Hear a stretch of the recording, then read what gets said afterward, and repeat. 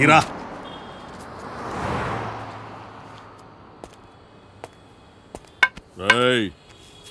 లే లే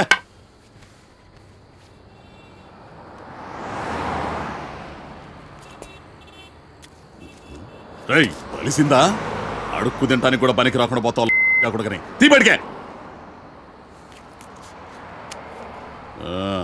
కళ్ళు నెత్తుకొస్తే పీకి పారేస్తా నాకు కూడా కానీ రా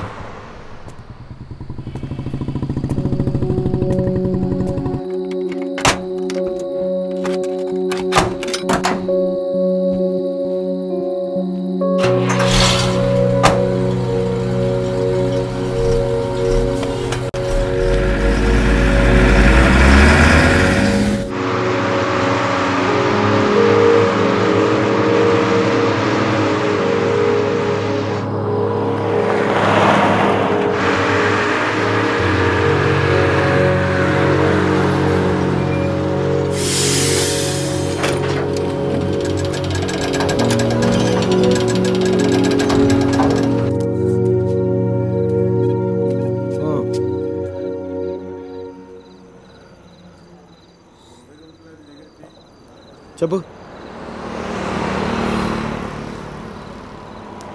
చెప్తాముడు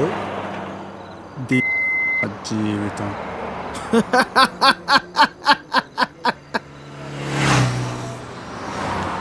తర్వాత 10 నెలలు అన్నయ్య కరెక్ట్గా జీవితం మొత్తం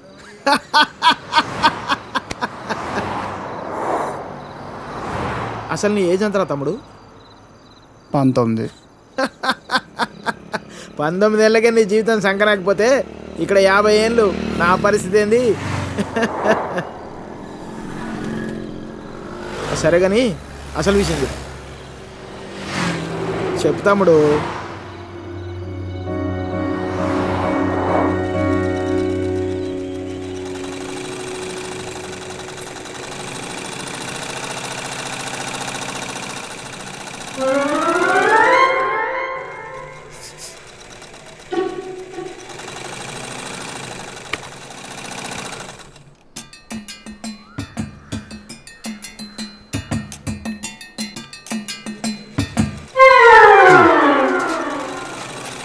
ఎరా మీ బాబు ఎప్పుడు ఇంటికి ముందే కూర్చుంటాడా? ఈదిలో కుక్కలాగా? వీధిలో కుక్కలేనాయనరా, వేరే కుక్కలు వస్తే కనీసం వెనకాలని పరిగెడతాయి. మా వాడు మొత్తం కథలను కూడా కదా అందరి కళ్ళు ఇట్టే. చూడకుండా రా, చూసేసిందిరా. ఏరా పొద్దెక్కిందా? ఇంకా మీ దర్శనం అవ్వలేదేమిటా అని చూస్తున్నాను. బతకనివ్వరేమిటా?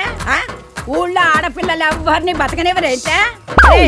ఎన్నిసార్లు చెప్పానురా, ఈ వీధిలో గనక అడుగు పెడితే కాళ్ళు విరగొడతానని. ఆగండ్రా ఏదో నాటకాలు మీరును. మీ అమ్మ కడుపు కాల ఒక్కసారి చెప్తే అర్థం కాదేట్రా మీకు? మనుషులు కాదేట్రా మీరు? ఏంటి ముసలిదాన్ని చూస్తుంటే తెగ రెచ్చిపోతున్నావు? అక్కడికైతే మీ మనవరాలు రంబలు ఊరసిలేనట్టు లేపుకెళ్ళాలంటే 2 నిమిషాలు తెలుసా? ఓరియాలో సచ్చినోడా, లేపుకెళ్తావా? నా మనవరాల్ని లేపుకెళ్తావా? అవునే లేపుకెళ్తానే, నువ్వు చూస్తుండగా లేపుకెళ్తానే, నువ్వు చూస్తూ ఉండు.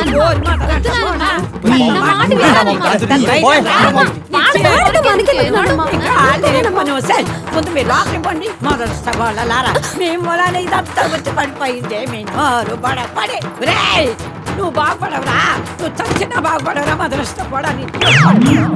విష్ణుమూర్తి అవతార కథల గురించి విన్నవారికి జయ విజయులు శాప వృత్తాంతం గుర్తుండే ఉంటుంది.